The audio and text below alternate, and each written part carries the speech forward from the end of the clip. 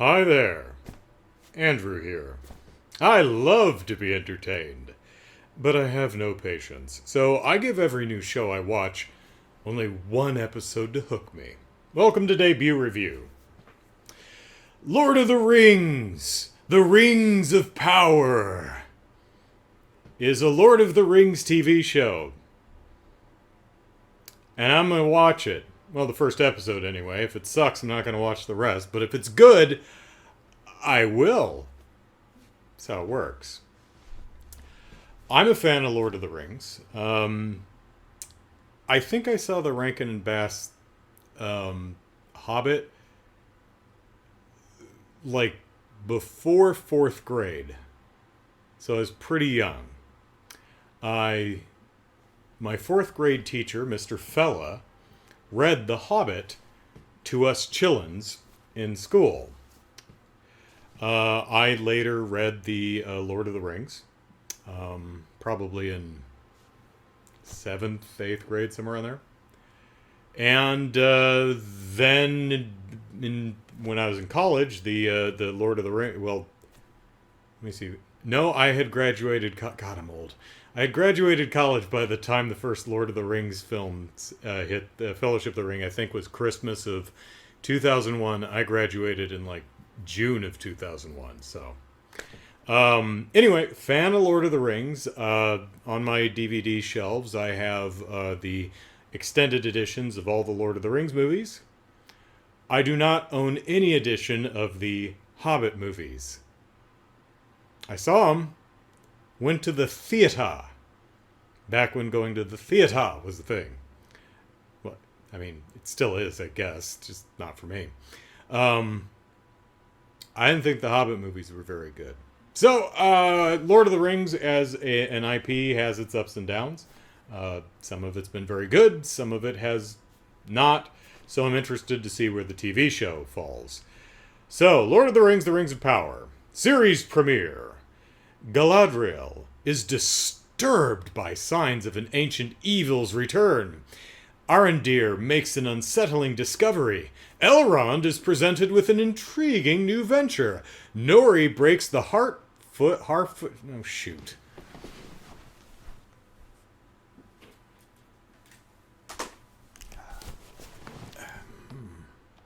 More.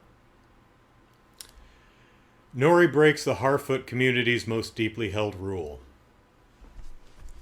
5 additional words. You couldn't find Amazon. You couldn't find room for 5 additional words.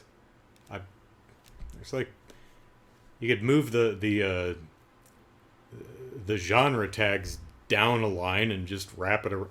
Whatever. So yeah. I think the kindest compliment I ever paid a friend was,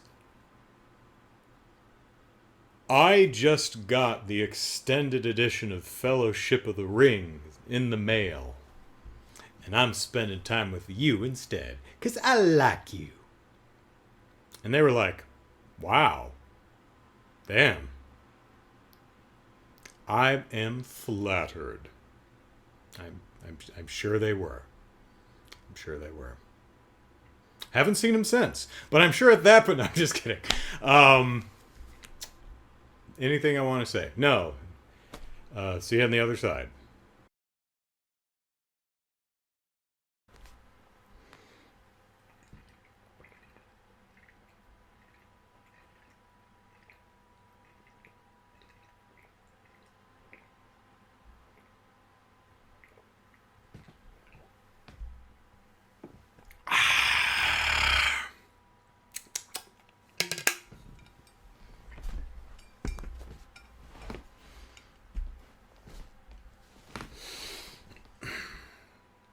So, The Lord of the Rings, The Rings of Power. Kind of an awkward title. That's alright. It is off to a interesting start. A good start? I don't know. It's really going to depend on subsequent episodes. It is pretty, though. I'll give it that. It's a looker. The visuals are visually appealing. They're doing a really wonderful job matching the aesthetics of the original films, both in look and cinematography, color grading, choreography, and even to an extent, effects. Um,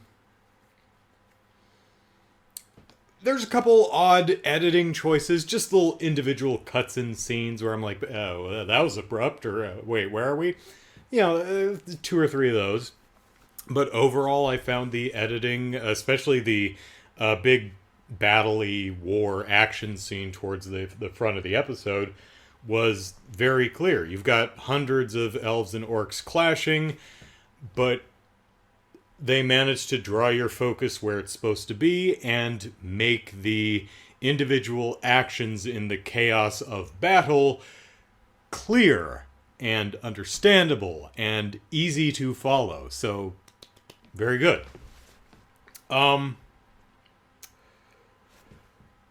Mixed bag on the writing is when it comes to dialogue. They're trying to ape Tolkien's and the Peter Jackson, Philippa Boyd script for the Lord of the Rings films. The tone and tenor of the dialogue, that very high fantasy speech that everyone gives, right? And sometimes they nail it, and sometimes not so much. Sometimes it really comes off as someone trying to sound Lord of the Ringsy and not quite pulling it off. Kind of comes across as like fan film dialogue, but other times, ooh, they nail it.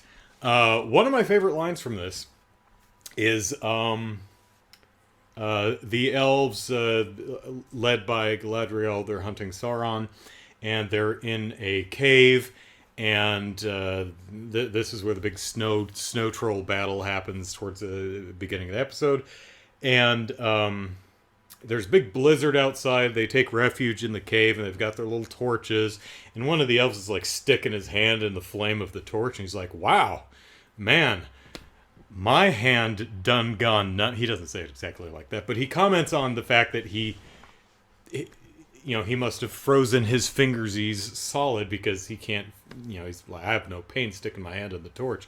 And Galadriel says something along the lines of, no, this place is so evil that our flames give off no heat. Oh, damn, that's evil. I mean, she doesn't deliver it exactly. She delivers it very well. I heightened my delivery for comedic effect, but that's not the intent of the show. Wonderful line. That's like, ooh, it's all flowery and high fantasy sounding, and it's just damn cool. This place is so evil, our flames give off no heat. Damn! Now that's evil. There's another one towards the end that not Elrond, the High King of the Elves, whatever his name is, says something like, the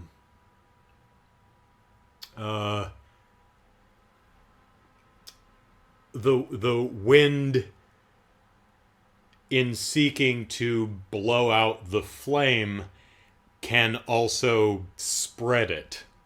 Right? The wind seeking to blow out a flame can also spread the fire, causing greater damage. It's much more elegant than I just phrased it, but I'm paraphrasing here. Great line. So mixed bag on the dialogue front. Some of it, as I said, feels a little fan filmy, and some of it they really nail. The performances across the board so far are great. I'm enjoying all the actors. I mean, we don't have Kate Blanchett as Galadriel, but it's a younger Galadriel. Elrond is not Hugo Weaving, of course, but they recast him. Whatever, it's fine. Morfydd Clark is the woman who plays Galadriel. Morfydd, Morfydd. There's an interesting name.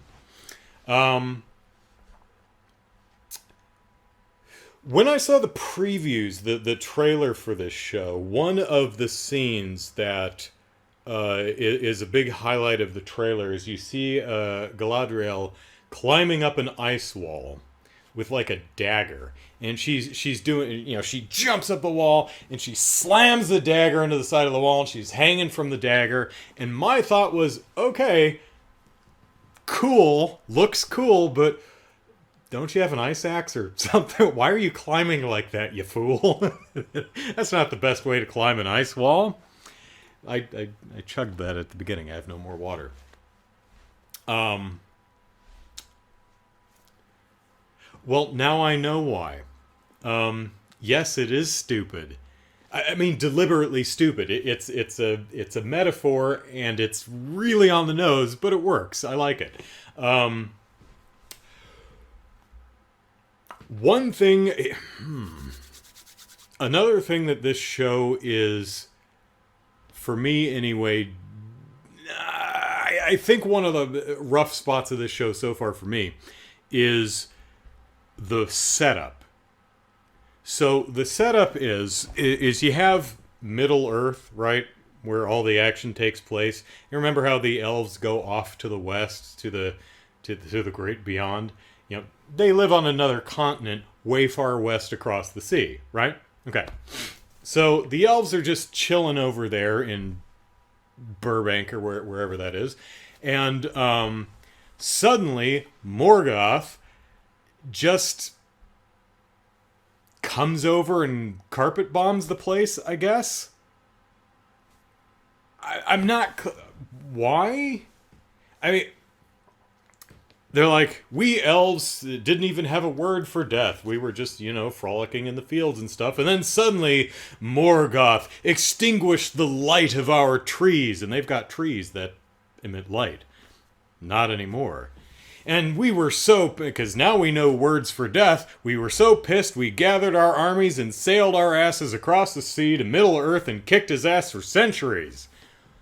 And I'm like, okay, cool, question. Morgoth brought his armies all the way across the sea to Burbank to extinguish your tree and then left? Why? What did he go over there for in the first place? Is he just that evil? Did the war... Did he try to conquer Burbank and you kicked his ass and he left? And you followed him to Middle Earth to keep kicking his ass? Maybe. I don't know. So they sail across the sea to Middle Earth and they beat on his armies for centuries and ultimately win. But Sauron, who's like the grand sorcerer commander of Morgoth's armies, is still alive, we think. And the orcs are still around, but they're not doing anything and we can't find them. So, except her brother goes after him and then gets killed by him, so he's clearly still there. So Galadriel takes her brother's dagger, which is the same one she slammed into the side of the icy mountain that she's climbing. This will become important in a minute. She's like, his task is now my own, and I'm going to chase Sauron to the ends of Middle-earth, la-di-da, right? So that's her single-minded purpose. So for centuries, she's been hunting Sauron and not finding a damn thing. No orcs, no Sauron, no nothing. So where I'm having trouble is I'm a little unclear on the premise. Did how did we win against Morgoth if Sauron and his orc army were still in power and still causing trouble? Did you defeat Morgoth and rout the enemy, and then they ran, and then you kept chasing him, and then anyone who went after him got killed? It's just kind of unclear exactly what happened here. Maybe not the biggest deal, but I have a mind that is inquiring and it wants to know. So anyway, for centuries, Galadriel's been single-mindedly chasing this Sauron to the ends of Middle-earth. And so she's climbing the ice wall with her dagger, which belonged to her brother, who was the first person to chase Sauron, who died. Everyone else is using an ice axe, and the toe picks on their boots, the front cleats on boots for climbing, whatever they're called. No, she's the asshole who's climbing with the dagger. So she's on this sheer ice wall, thousands of feet off the ground, hanging by the dagger from her brother. You see, her whole life is hanging off of that one dagger. Do you get it? Do you get it?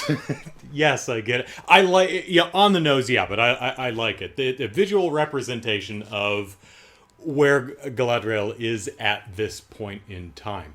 Her whole life hinges on avenging her brother's death at the hands of Sauron, represented by this damn dagger. So, she's hanging on, her life is hanging from this dagger. I'm an artsy fartsy kind of guy. I like that kind of dumb stuff. That's fine. Okay. So, Galadriel, she is the bestest warrior of the elves, I guess. Like, the snow troll shows up and starts smacking around her friends, and she's like, "I'll take care of this! Slashy, slashy, slashy, reverse slashy thrust! Ha-ha! Killed the troll. Stab it with the dagger thing." Cool action scene. Galadriel is very competent. She's an incredible warrior. She has incredible stamina. She is driven. She's single-minded in her purpose. And she is a terrible, terrible leader. And she's getting people killed. They don't actually... It's implied later that, she's been doing this for centuries, and she's gotten a lot of elves killed in her jaunts, her expeditions. It might have been better if at least one or two of her company in the fight with the cave troll or the ice troll had died. It depends on exactly what they're trying to do with the story, but yeah, she's a terrible leader, and she's getting people killed, and no one wants to listen to her, and they don't. They're like, "Can we go home now?" And, "No, Susan just fell down with pneumonia and frostbite and gangrene and a urinary tract infection. So can we stop?" And she said, "No, we must keep going." So yeah, Galadriel, she's got an arc to complete, let's say. Now contrast that with our hobbit, our lead hobbit in this episode, whose name is Lori something. Anyway, it's an interesting contrast. So the elves are like, you know what? The Sauron thing, we haven't seen hide nor hair of Sauron or orcs in centuries. The evil is past. Even if it's not, the only thing you're accomplishing is, driving yourself nuts and getting people killed. So let's just not worry about it, man. Let's just enjoy life. While the hobbits are like, you know what, we've got our own little patch of heaven right here. Let's not concern ourselves with the outside world. It's dangerous. We've got everything we need right here. So interesting parallels between how the elves and the hobbits both see and deal with the world around them.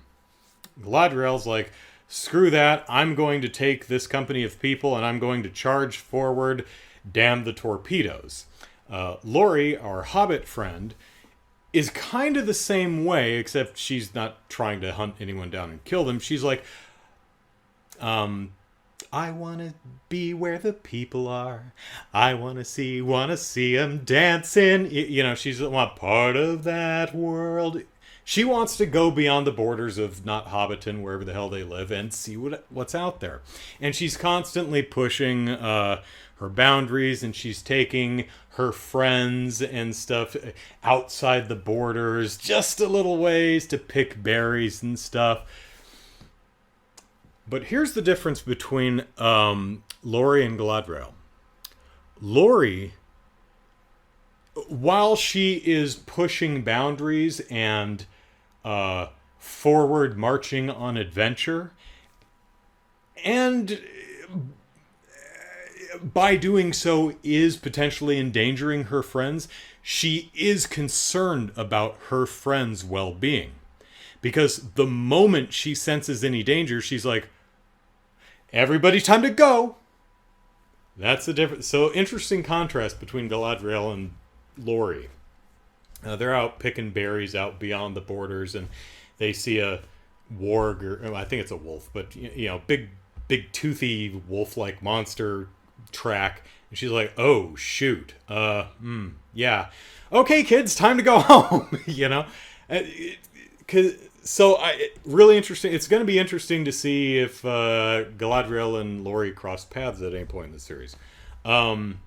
Also, cool creature design. I'm really liking it. You know, you see it briefly. You see the wolf. You get a good look at the snow troll. Very cool stuff. Feels part and parcel of the Lord of the Rings world. As I said, the aesthetic is the continuity of aesthetic is maintained. Liking that.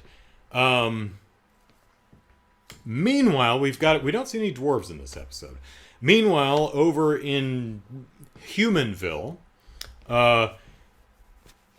a town that centuries back aligned with Morgoth.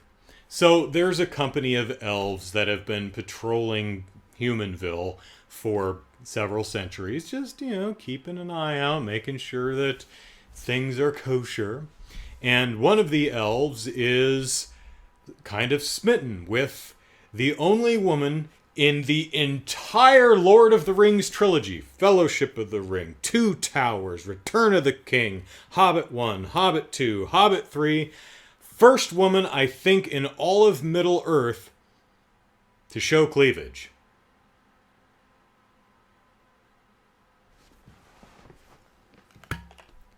I'm out of water.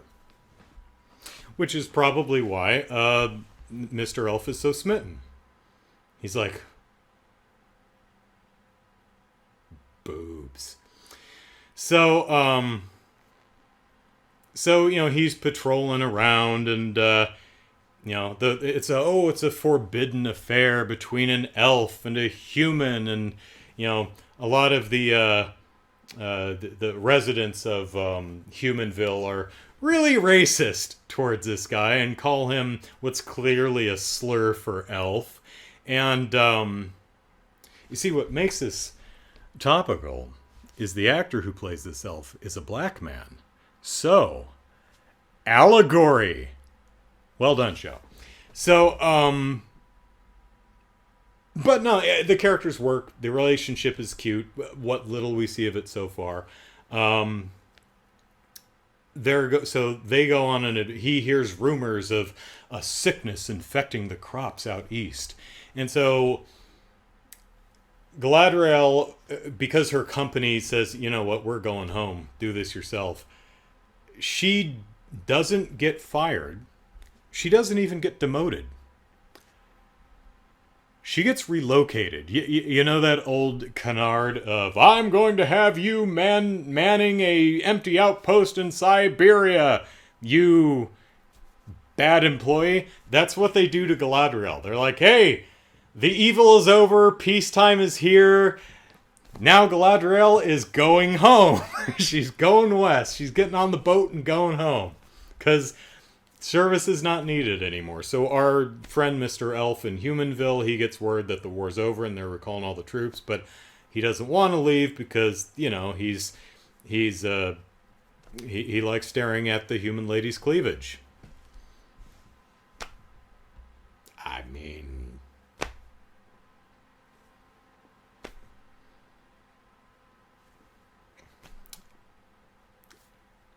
it's spiffy cleavage, yeah. So, yeah, can't fault him. And what does she see in him? Is he rocking cleavage? No. So what does she see in him? Is it the fact that he's incredibly handsome? Maybe that has something to do with it. Damn, these attractive people, always attracted to each other. As an average-looking dude, I'm feeling left out. How am I supposed to live vicariously through these relationships when everyone's so goddamn attractive? Am I missing anything? So,